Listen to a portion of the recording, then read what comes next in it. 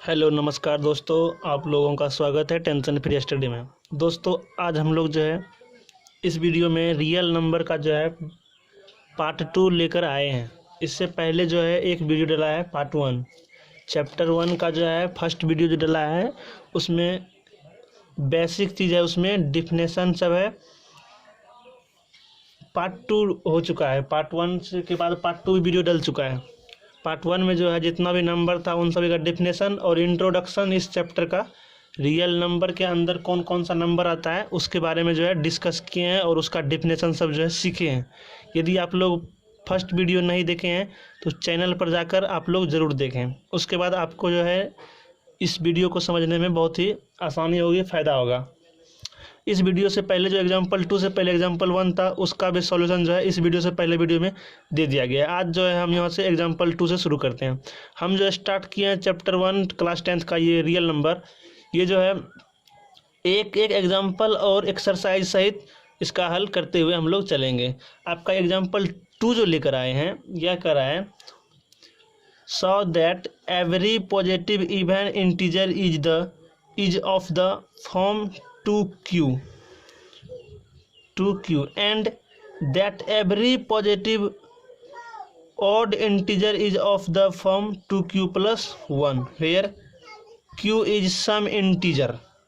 आप इस क्वेश्चन को समझिए। कह रहा है कि आप हमको दर्शा कर दिखाइए कि प्रत्येक धनात्मक सम पूर्णांक, जितना भी धनात्मक सम पूर्णांक होता है, धनात्मक सम पूर्णांक जो होता है वो 2 होता है, 4 होता है, सम कर रहा है तो सम संख्या है, और धनात्मक में तो धनात्मक ही है, पॉजिटिव है, 6, 8, 10। ये सभी जो है धनात्मक ये सभी जो है धनात्मक सम पूर्णांक है।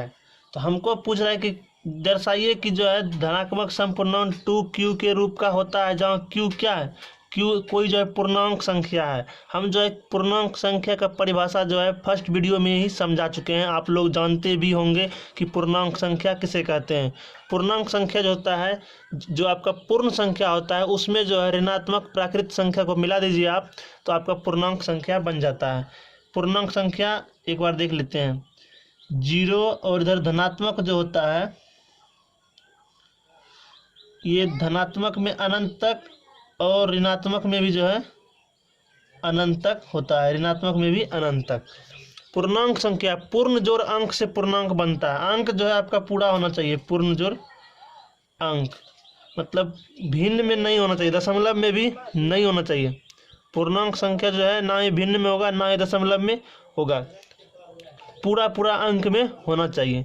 तो मेरा जो है q is some integer, some q जो है कोई पूर्णांक संख्या है। तो हमको जो है चेक करके बताना है कि धनात्मक सम पूर्णांक जो है 2q के रूप के होता है कि नहीं।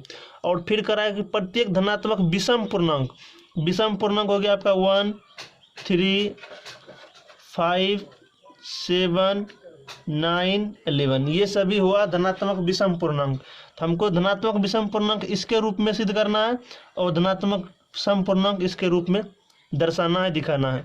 तो चलिए हम स्टार्ट करते हैं। देखिए हमको दिया हुआ है q इक्वल्स टू पूर्णांक संख्या, तो पूर्णांक 1 हो गया, 2 हो गया, 3 हो गया, 4 हो गया, 5 हो गया। ये तो अनंत तक हो सकता है लेकिन हम 5 तक ही लेते हैं, प्लस में अनंत तक होगा, निगेटिव भी होता है, लेकिन हमको कहा है धनात्मक सम पूर्णांक तो हम धनात्मक ही लेंगे। मेरा कह रहा है 2q के रूप का, 2q।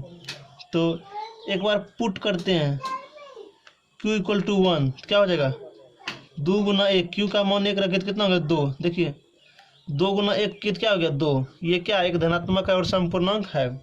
फिर जो है रखते हैं q बराबर 2, 2 गुना 2 बराबर 4, ये भी क्या है धनात्मक सम पूर्णांक है। उसके बाद हम q बराबर 3, 2 गुना 3, ये q पूर्णांक है और इसी के रूप में रखते हैं 2 इंटू q जो दिया हुआ है। तो इसके रूप में देखिए मेरा मिल रहा है 2 भी एक जो है धनात्मक पूर्णांक, धनात्मक सम पूर्णांक है, और 4 भी जो है धनात्मक सम पूर्णांक, 2 तिया 6, यह भी जो है धनात्मक सम पूर्णांक है। उसी प्रकार से q इक्वल्स टू 4, 2 इंटू 4, 2 चौक 8, ये भी जो है धनात्मक सम पूर्णांक है।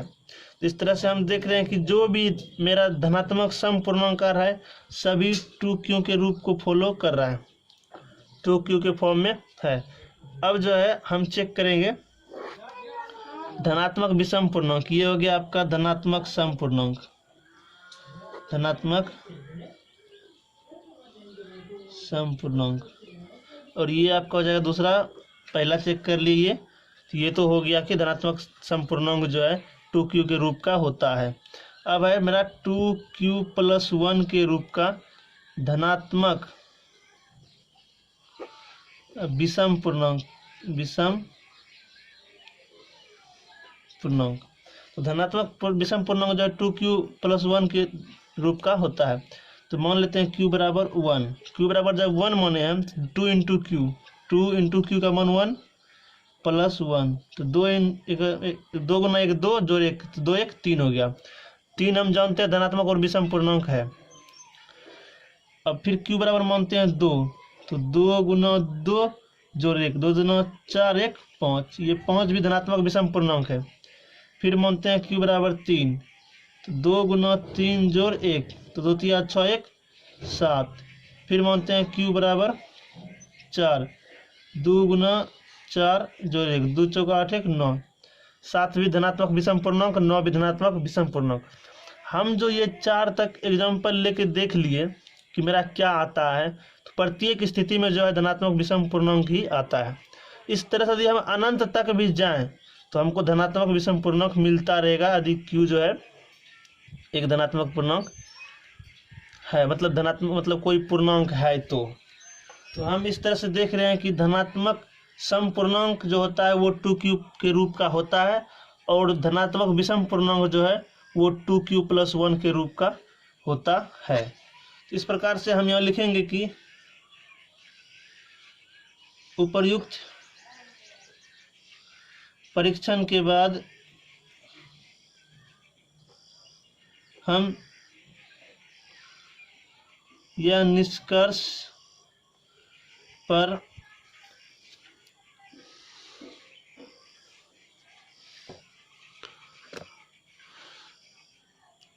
ये आप देख लिया कि 7 भी जो धनात्मक विषम पूर्णांक है, 9 भी धनात्मक विषम पूर्णांक है। तो अब जो हम उपर्युक्त परीक्षण के बाद हम यह निष्कर्ष पर पहुंचते हैं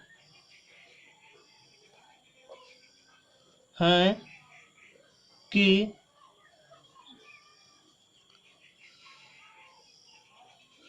धनात्मक सम पूर्णांक 2q के रूप का होता है।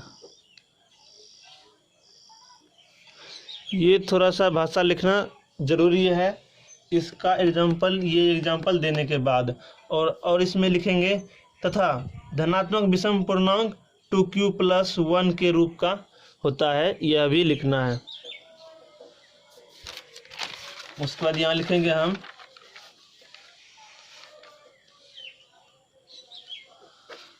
धनात्मक विषम पूर्णांक 2q + 1 के रूप का होता है। ये भाषा हम लिख देंगे, मेरा ये क्वेश्चन जो है पूरी तरह से सॉल्व हो गया। तो हम यहाँ पर जो है दर्शा दिए कि ये कोई भी धनात्मक सम पूर्णांक जो है 2q के रूप का होता है, कोई भी धनात्मक सम पूर्णांक, और कोई भी धनात्मक विषम पूर्णांक 2q + 1 के रूप का होता है। अब जो है हम एक्सरसाइज 1.1 हल करेंगे। हमारा जो एग्जाम्पल था हम इसको देख लिए, चेक कर लिए, हल कर लिए। अब जो है मेरा एक्सरसाइज 1.1 है जो कि इसमें क्वेश्चन प्रैक्टिस के लिए है, तो हम इसको करेंगे।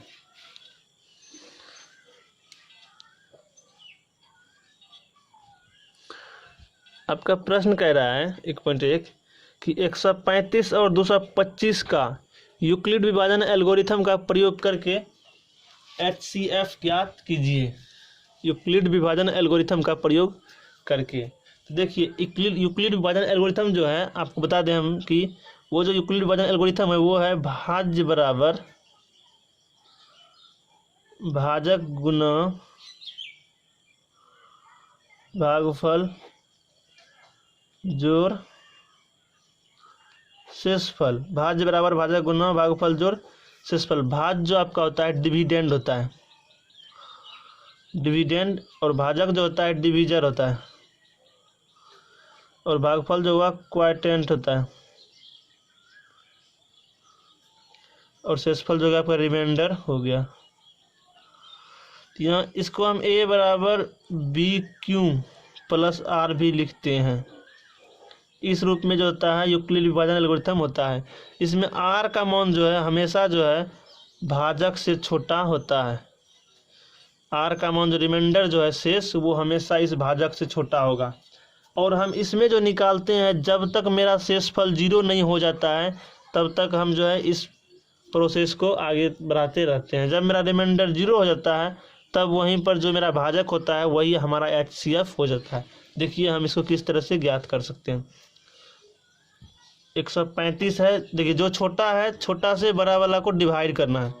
हम जो इसको सॉल्व करके यूक्लिड विभाजन एल्गोरिथम पर बैठाएंगे या रखेंगे तो उसको पहले यहाँ पे हमको हल करना होगा। 225, देखिए 135 है, इसको कितना बार में जो है खिलाएं कि इतना से जो है कम खिलाना है। तो एक बार में, दो बार में तो 260 से 270 हो रहा है, तो एक बार में खिलाएंगे तो 135। यहाँ पे देखिए भाजक ये हुआ, ये भाज्य हुआ, ये भागफल हुआ, यहाँ शेषफल 5 में से 5 गया 0, यहाँ एक कैरी ले लिए, 12 में से 3 गया 9, एक कैंसिल। अब जो है ये 90 जो शेषफल हुआ, ये देखिए इससे छोटा है, ये जो है भाजक इससे छोटा है।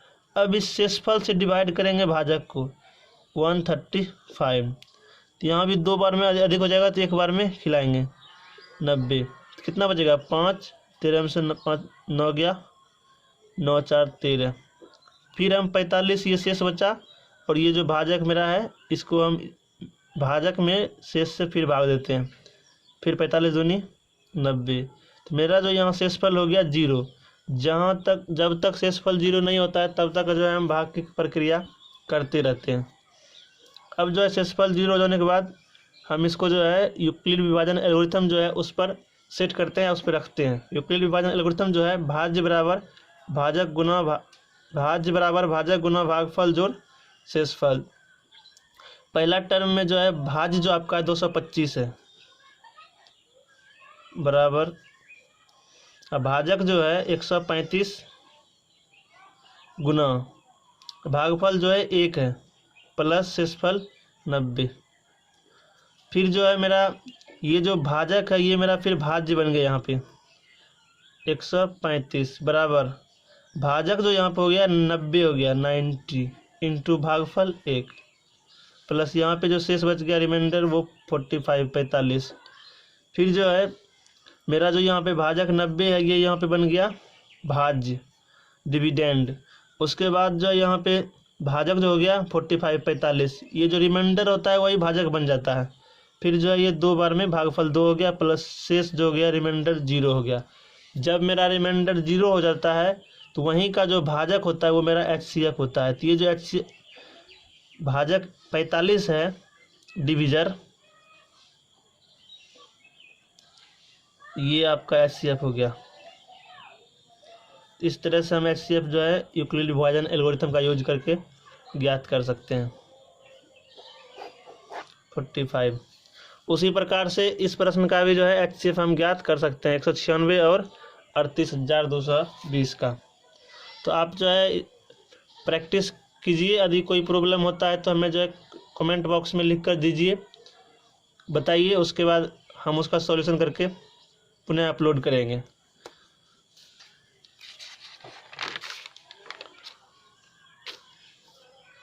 नेक्स्ट प्रश्न आपका है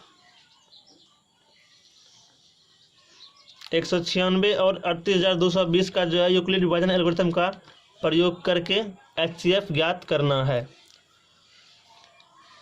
तो आप लोग उसी प्रकार से जो है पहले भाग की प्रक्रिया करके सभी को व्यवस्थित कर लीजिए 38,220, और आपको यूक्लिड विभाजन एल्गोरिथम पता है भाज्य बराबर भाजक गुना भागफल जोड़ शेषफल जोड़ शेषफल। तो भाग की जब प्रक्रिया हम देंगे, मतलब भाग जब देंगे तो मेरा जो शेषफल होना चाहिए वो भाजक से छोटा होना चाहिए। यदि शेषफल बड़ा हो जाता है तो उसे पुनः इसी से भाग देते रहेंगे। जब तक शेषफल जो है भाजक से छोटा ना हो जाए तब तक हम शेषफल से भाजक में डिवाइड नहीं देते हैं। जैसे यहाँ पे हम दे रहे हैं अभी, तो ये 2 बार में जो है 382 से अधिक हो जाएगा, तो यहाँ हम एक बार में खिला रहे हैं 196। यहाँ पर देखिए 12 में से 6 गया 6, 7 में से 17 में से 9 गया 8, यहाँ 2 में से 1 गया 1, 186 हो रहा है। 186 जो है इससे छोटा है, लेकिन ये शेषफल नहीं है। अभी यहाँ पे और है नंबर, यहाँ पे 2 उतारे तो फिर यहाँ 196 खिलाएंगे इसको। जब तक पूरा नंबर में डिवाइड नहीं लग जाता है तब तक शेषफल मेरा नहीं निकलता है। शेषफल ये 186 नहीं हुआ जब तक ये लास्ट डिजिट तक हम जो है डिवाइड नहीं कर देते हैं, भाग नहीं दे देते हैं। 196 से इसमें भाग देंगे तो अब जो है ये करीब 200 के करीब है, ये जो है 1862 है। तो इसको हम जो है 9 बार में खिला सकते हैं। 9 छक 54, 9 9 81, 5 86, 9 एकम 9 8 17, 1764। 12 में से 4 गया तो 8, 15 में से 6 गया 9, 7 7 कैंसिल हो गया, 1 1 कैंसिल। मेरे आपका यहाँ 98 बच गया, लेकिन अभी भी 98 भी जो है शेष नहीं है, रिमाइंडर नहीं है, क्योंकि यहाँ पे ये 0 बचा हुआ है। ये 0 यहाँ जब उतारेंगे तो 980 हो गया। तो फिर हम इसको जो है 196 है, करीब 200 करीब है, और ये 980 है, तो हम जो इसको खिला सकते हैं 5 बार में चेक करते हैं खिला के।